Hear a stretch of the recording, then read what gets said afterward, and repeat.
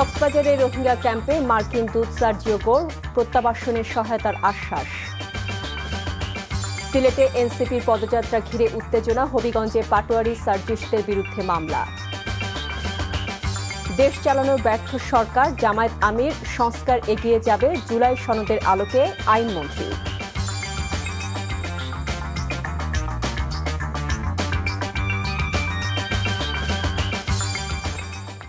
আসসালামু আলাইকুম, মোহসেনা শাওন আপনাদের সবাইকে আমন্ত্রণ জানাচ্ছি এনটিভির দুপুরের খবরে। আইগ্যাস ইউনাইটেড শিরোনাম দেখছিলেন, এবার পুরো খবর। দেশ পরিচালনায় বিএনপি সরকার ব্যর্থতার পরিচয় দিচ্ছে বলে মন্তব্য করেছেন জামায়াত আমির ও বিরোধী দলীয় নেতা ডক্টর শফিকুর রহমান। প্রশ্ন তোলেন, সরকারে প্রধানমন্ত্রীর নিয়ন্ত্রণ থাকলে চাঁদাবাজি বন্ধ হচ্ছে না কেন? জামায়াত আমির আরও অভিযোগ করেন, বর্তমান সরকারের সময় দুর্নীতি বেড়েছে। শাহাদাত অভ্রের রিপোর্ট। রাষ্ট্র ও প্রশাসনের কাঙ্ক্ষিত পরিবর্তন না হওয়ার বিষয়ে স্থানীয় সরকার মন্ত্রী ও বিএনপির মহাসচিবের বক্তব্য প্রসঙ্গে বিরোধী দলীয় নেতা ডক্টর শফিকুর রহমান প্রশ্ন তোলেন, সবকিছু সরকার প্রধানের ইশারায় চললেও দলের নেতাকর্মীরা চাঁদাবাজি বন্ধ করছে না কেন? মন্ত্রণালয়ের যিনি দায়িত্বে, তিনি গদিতে বসেই বলে দিলেন, যদি সমঝোতার ভিত্তিতে কিছু নেওয়া হয় তাইলে এটাকে ছাদা বলা যাবে। মানে এইটার মাধ্যমে দ্বিতীয় দফা ছাদাবাজিকে জাতীয় সনদ বা স্বীকৃতি দেওয়া হবে। তারেক রহমান সাহেব প্রধানমন্ত্রী, তিনি চান না, অথচ দুর্নীতি সবাই করে, এটা কিভাবে হবে? চাঁদাবাজি নির্মূল করুন, কথা দিচ্ছি আমরা 18 কোটি মানুষ আপনাদেরকে সাহায্য করব। কিন্তু জনগণের আকাঙ্ক্ষার বিপরীতে চললে এদেশের জনগণ এবং আমরা কাউকে ছেড়ে দিয়ে কথা বলবো না। শুক্রবার জাতীয় প্রেস ক্লাবে বাংলাদেশ পরিবহন শ্রমিক ফেডারেশনের জাতীয় সম্মেলনে তিনি অভিযোগ করেন, বিএনপি সরকার যুবকদের কর্মসংস্থান তৈরিতে ব্যর্থ হয়েছে। 1 কোটি 1.5 কোটি মানুষকে তারা চাকরি দিবেন, তাই না? তো অনেকে বলে যে চাকরি তো দিয়েই দিয়েছেন, আর দেওয়া লাগবে কেন? টেম্পু স্ট্যান্ডের চাকরি, কি চাকরি এটা বুঝেন তো আপনারা? চাকরি তো হয়ে গেছে। এই চাকরি তো আমাদের জনগণ চায় না, এই চাকরিকে এই দেশের জনগণ ঘৃণা করে। গণভোটে 5 কোটি মানুষের রায় রয়েছে উল্লেখ করে জামায়াত আমির বলেন, জনগণের আকাঙ্ক্ষা পূরণে যারা ব্যর্থ হবে তাদের পরিণতি হবে ভয়াবহ। হটকারিতা করে জাতির কপালে এরকম মহাবিপদ ডেকে আনবেন না, তাহলে ইতিহাসের রাস্তা করে নিক্ষিপ্ত হবে। শাহাদাত অভ্র, এনটিভি নিউজ, ঢাকা। সংবিধান সংশোধনে গঠিত বিশেষ কমিটি জুলাই সনদের আলোকে সংস্কার কার্যক্রম এগিয়ে নেবে বলে জানিয়েছেন আইনমন্ত্রী মোহাম্মদ আসাদুজ্জামান। সকালে ঝিনাইদহ কালেক্টরেট চত্বরে বৃক্ষরোপণ অভিযান ও বৃক্ষ মেলা 2026 উদ্বোধন শেষে এসব কথা বলেন তিনি।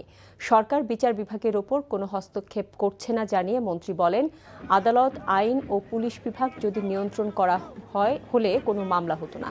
পলাতক স্বৈরাচার শেখ হাসিনা দেশে আসা প্রসঙ্গে তিনি বলেন, আইনের বাইরে সরকার কিছুই করবে না। 133টা অর্ডিন্যান্স অন্তর্বর্তীকালীন সরকারের সময় জারি করা হয় এবং সেই অর্ডিন্যান্সগুলোর মধ্য থেকে প্রায় সবগুলোই আমরা কিন্তু সেই সংস্কারগুলো গ্রহণ করেছি। বাকি যেগুলো আছে আমরা সংবিধান সংশোধন কমিটি গঠন করেছি, বিশেষ কমিটি। সেই কমিটি জুলাই সনদের আলোকে আমরা সংস্কারগুলো এগিয়ে নেব। উনি বাংলাদেশে আসবেন, আইনের কাছে সোপর্দ করবেন নিজেকে এবং আইনসঙ্গতভাবেই তাকে ডিল করা হবে। এখানে আমরা আইনের ব্যত্যয় ঘটিয়ে কোনো কিছু করব না।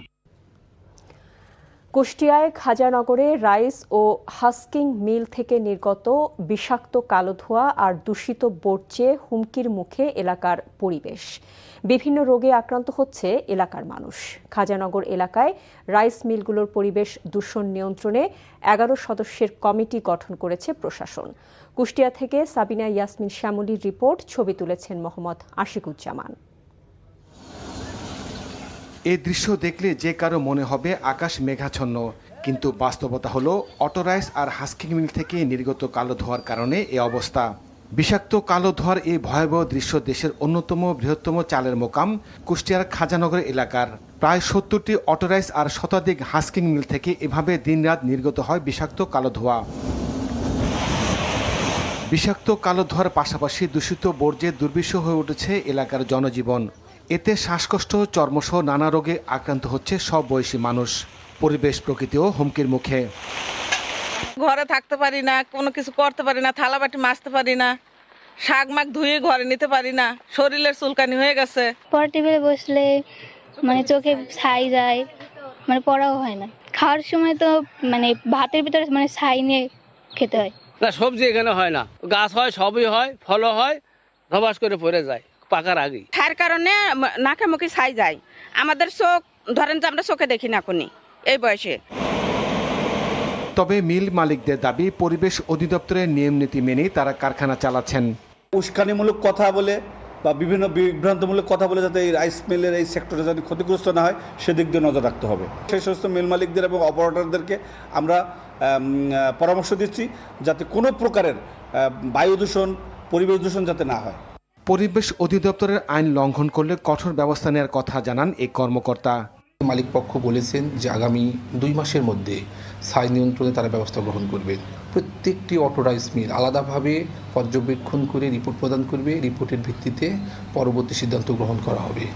পরিবেশ ও জনস্বাস্থ্যের কথা ভেবে প্রশাসনকে দ্রুত ব্যবস্থা নেওয়ার দাবি জানিয়েছেন ভুক্তভোগীরা। NTV news desk.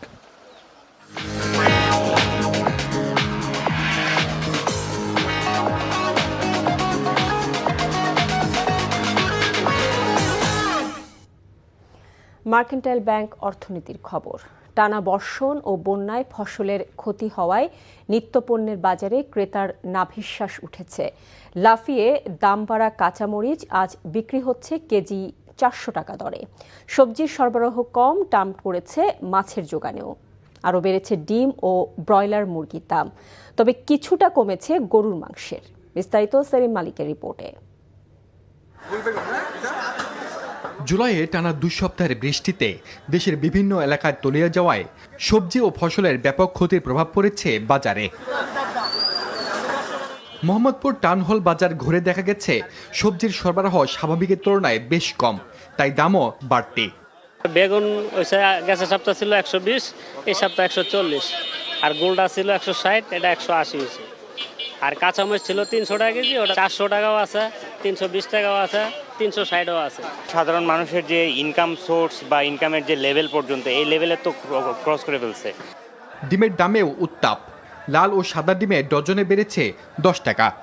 লাল ডিমের ডজনে 130 টাকা ছিল, এখন 140 টাকা। সাদা 120 টাকা ছিল, এখন 130 টাকা। ডজনে 10 টাকা বাস। ডিমের সঙ্গে বেড়েছে ব্রয়লার মুরগির দামও। ব্রয়লার আগে ছিল 180 টাকা, আর এখন আমরা বিক্রি করতেছি 190 টাকা। আর সোনালি গত সপ্তাহে ছিল 320-30, এই সপ্তাহে 320-30। বেশিরভাগ দেশি মাছ আগের দামে বিক্রি হলেও পদ্মার ইলিশের দাম উঠেছে প্রায় 3000 টাকা। ভরা মৌসুম ইলিশ পাচ্ছি না আমরা। 1 কেজির কাঁচা ইলিশ 2800 টাকা কেজি, আর 700-800 গ্রাম এটা হলো 2500 টাকা কেজি। বাজারে পণ্যের দামের উত্তাপের মধ্যে 30 টাকা কমে 750 টাকায় বিক্রি হচ্ছে গরুর মাংস, আর খাসির মাংস 1200। কুরবানির পর আমরা 800 টাকা করে গরুর মাংস বেচছি, মাঝখানে 780 টাকাও বেচছি। তো এখন বাজার একটু কম, তাই বিধায় 750 টাকা আমরা গরুর মাংস বিক্রি। সেলিম মালিক, এনটিভি নিউজ, ঢাকা। এর সাথে শেষ করছি দুপুরের খবর। তবে যাবার আগে আইগ্যাস ইউনাইটেড শিরোনামগুলো জানিয়ে যাব আরও একবার। কক্সবাজারে রোহিঙ্গা ক্যাম্পে মার্কিন দূত সার্জিও গোর প্রত্যাবাসনে সহায়তার আশ্বাস। সিলেটে এনসিপির পদযাত্রা ঘিরে উত্তেজনা, হবিগঞ্জে পাটোয়ারি সার্জিস্টদের বিরুদ্ধে মামলা। দেশ চালনায় ব্যর্থ সরকার, জামায়াত আমির, সংস্কার এগিয়ে যাবে জুলাই সনদের আলোকে আইনমন্ত্রী। এই ছিল দুপুরের খবরে। এই খবরের ভিডিও সহ আপডেট জানতে ভিজিট করুন এনটিভি অনলাইন www.ntvbd.com। এছাড়াও এনটিভির জনপ্রিয় সব অনুষ্ঠান ও খবরের আপডেট জানতে ভিজিট করুন আমাদের ইউটিউব ও ভেরিফাইড ফেসবুক পেজ। 5টায় দেশের খবর দেখার আমন্ত্রণ রইল। এতক্ষণ সাথে থাকার জন্য সবাইকে ধন্যবাদ।